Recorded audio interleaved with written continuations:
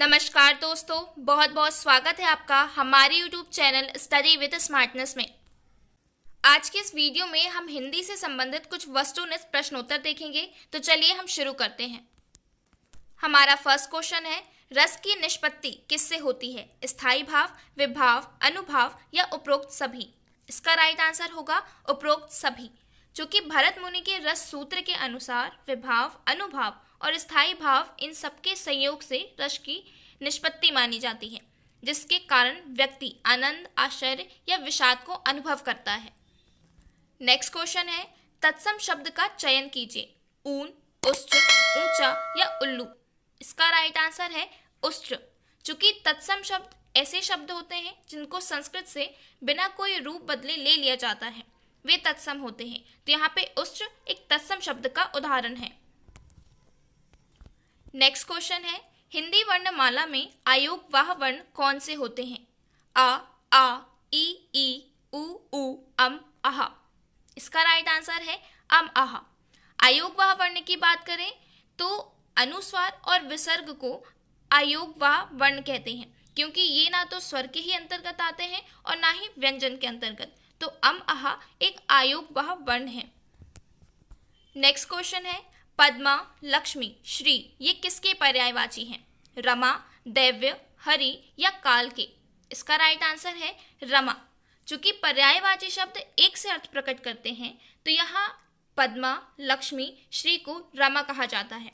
इसके अलावा कमला, हरिप्रिया और इंद्रा भी कहते हैं। नेक्स्ट क्वेश्चन है, इति, इति शब्द युग्म का सही अर्थभेद चुनिए। खत्म, फसल, समाप्ति, फसल की बाधा, रचना, फसल, रचना, समाप्ति। इसका राइट आंसर है समाप्ति, फसल की बाधा। चूंकि इति का अर्थ होता है अंत या फिर समाप्ति और इति का अर्थ होता है बाधा या फिर खेत की हानि पहुंचाने वाले कुछ अपद्रव, यानी हम इसे फसल की बाधा भी कह सकते हैं। तो इस शब्द युग्म का सही अर्थ होगा समाप्ति, फसल की बाधा। नेक्स्ट क्वेश्चन है, आभास, अभ्यास शब्द युग्म का सही अर्थभेद चुनिए। दृश्य, परिश्रम, भ्रम, आदत, अनुभूति, कसरत, छाया, प्रतिछाया। इसका राइट आंसर है भ्रम, आदत। चूंकि आभास यानी भ्रम होना और अभ्यास यानी कि किसी काम को बार बार करना यानी आदत, तो इस शब्द युग्म का सही अर्थ होगा भ्रम और आदत। नेक्स्ट क्वेश्चन है, निम्नलिखित तत्सम तद्भव में से कौन सा विकल्प अशुद्ध है? पूर्व, पूर्वी, महिष, भैंस, भ्रमर, भौरा, मास, महीना। इसका राइट आंसर है पूर्व, पूर्वी। चूंकि यहाँ पे तत्सम और तद्भव शब्द युग्म पूछ रहा है, तो तत्सम यानी संस्कृत के ही शब्द जिन्हें बिना बदले उपयोग किया जा रहा है, और तद्भव यानी ऐसे शब्द जिनमें थोड़ा परिवर्तन करके उपयोग किया जा रहा है। तो यहाँ पे पूर्व और पूर्वी इस तत्सम तद्भव शब्द युग्म के उदाहरण नहीं है। नेक्स्ट क्वेश्चन है, निम्नलिखित में से कौन सा शब्द कृत प्रत्यय से बना है? चौड़ाई, मथानी, जटिल या पढ़ाई? इसका राइट आंसर है पढ़ाई। चूंकि कृत प्रत्यय की बात करें तो वे शब्दांश जो क्रिया के अंत में लगकर नए शब्द की रचना करते हैं, वे कृत प्रत्यय कहलाते हैं। और कृत प्रत्यय के योग से बने हुए जो शब्द होते हैं उन्हें कृतदंत कहते हैं। यहाँ पे पढ़ाई भी एक कृत प्रत्यय का ही उदाहरण है। पढ़ धन आई बराबर पढ़ाई। नेक्स्ट क्वेश्चन है, टा वर्ग की ध्वनियों का उच्चारण स्थान है तालव्य, नासिक्य, मूर्धन्य या दंत्य? इसका राइट आंसर है मूर्धन्य। चूंकि मूर्धन्य यानी ऐसे व्यंजन जो कि जिह्वा द्वारा कटक या कठोर ताल से उच्चारित होते हैं, वे मूर्धन्य के अंतर्गत आते हैं। इसमें टा वर्ग के सभी वर्ण आते हैं, जैसे ट, ठ, ड, ढ। इसके अलावा र और श भी इसमें आता है। नेक्स्ट क्वेश्चन है, निम्नलिखित में से कौन सा एक शब्द युग्म विपरीतार्थक नहीं है? उदार, अनुदार, न्यून, अल्प, अक्षम, सक्षम, निर्जल, सजल। इसका राइट आंसर है न्यून, अल्प। चूंकि यहाँ पे विपरीतार्थक शब्द की बात की गई है, यानी विपरीत अर्थ प्रकट करने वाले शब्द, तो बाकी सभी शब्द तो विपरीत अर्थ प्रकट कर रहे हैं एक दूसरे से, लेकिन न्यून और अल्प इनका अर्थ लगभग समान होता है, यानी अपर्याप्त या थोड़ा।